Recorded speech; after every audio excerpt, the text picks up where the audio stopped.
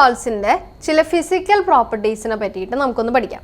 അപ്പം അതിന് വേണ്ടിയിട്ട് നമുക്ക് കോമൺ ആയിട്ടുള്ള എക്സാമ്പിളായിട്ട് ബെൻസീൻ ഡയാസോണിയം ക്ലോറൈഡിനെ തന്നെ കൺസിഡർ ചെയ്യാം. ഇപ്പോൾ ബെൻസീൻ ഡയാസോണിയം ക്ലോറൈഡ് എന്ന് പറയുന്നത് ഒരു കളർലെസ് ആയിട്ടുള്ള ക്രിസ്റ്റലൈൻ സോളിഡ് ആണ്. ഇതിൻ്റെ സോലിബിലിറ്റിയെ പറ്റി പറയുമ്പോൾ it is readily soluble in water. വാട്ടറിൽ റെഡിലി സോലിബിൾ ആണ്. മാത്രവുമല്ല it is stable in cold condition but reacts with water when വാംഡ്.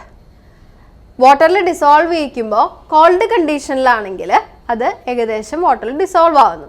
എന്നാൽ നമ്മൾ വാം വാട്ടർ ആണ് ഉപയോഗിക്കുന്നതെങ്കിലോ അല്ലെങ്കിൽ ഈ വെള്ളത്തിന് നമ്മൾ ചെറിയ രീതിയിലൊന്ന് ചൂടാക്കി കൊടുക്കുകയാണെങ്കിലോ it will reacts with water. ഇതിൻ്റെ അർത്ഥം it is stable in cold condition, it is unstable on heating.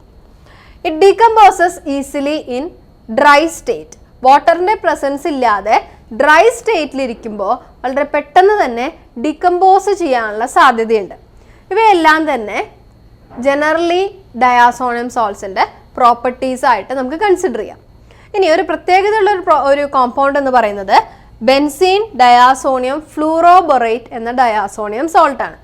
ഇവിടെ ബെൻസീൻ ഡയാസോണിയം ഫ്ലൂറോബൊറേറ്റ് എന്ന് പറയുന്നത് വാട്ടറിൽ ഇൻസോലിബിൾ ആണ് and it is stable at room temperature.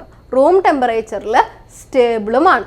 അപ്പോൾ ഇത് ഡയാസോണിയം കോമ്പൗണ്ടുകളിലെ ഒരു എക്സെപ്ഷണൽ കേസാണ് ബെൻസീൻ ഡയാസോണിയം ഫ്ലൂറോബൊറേറ്റ്.